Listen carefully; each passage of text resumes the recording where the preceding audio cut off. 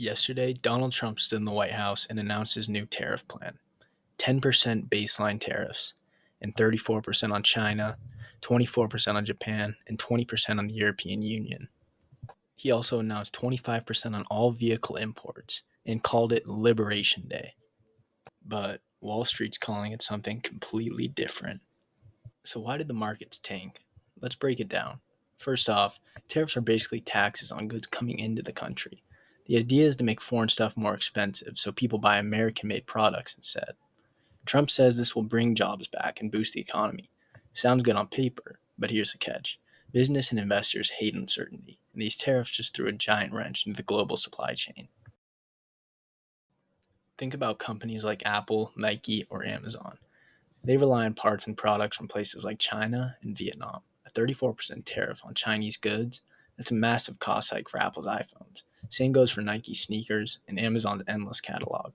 Today, Apple stock plummeted 9%, Nike fell 14%, and Amazon dropped nearly 9%. Why? Because investors are worried these companies will either have to eat those extra costs or pass them off to consumers. I'll let you guess which one's really going to happen. Now, this isn't just about tech or retail. The auto industry, Ford and GM, also saw their shares dive today.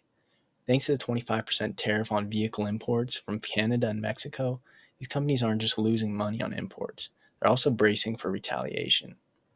Now, when markets opened this morning, the reaction was instant. Dow futures were down over 1,200 points before trading even started.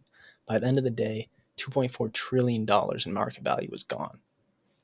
Why? Because they're scared these tariffs could choke economic growth and spark a recession. Economists are already warning that if these tariffs stick, we could see slower GDP growth and higher inflation. Now, Trump doesn't care what you think, and why should he? He says these tariffs will force companies to bring manufacturing back to the US. And yes, this could happen long term, but short term, who knows? High costs for businesses means higher prices for you and me. Everything from groceries to gas could get pricier. And if these other countries keep retaliating, it's just a domino effect.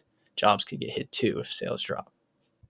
Comment what you think will happen in the market, and leave a thumbs up and subscribe if you enjoyed the video.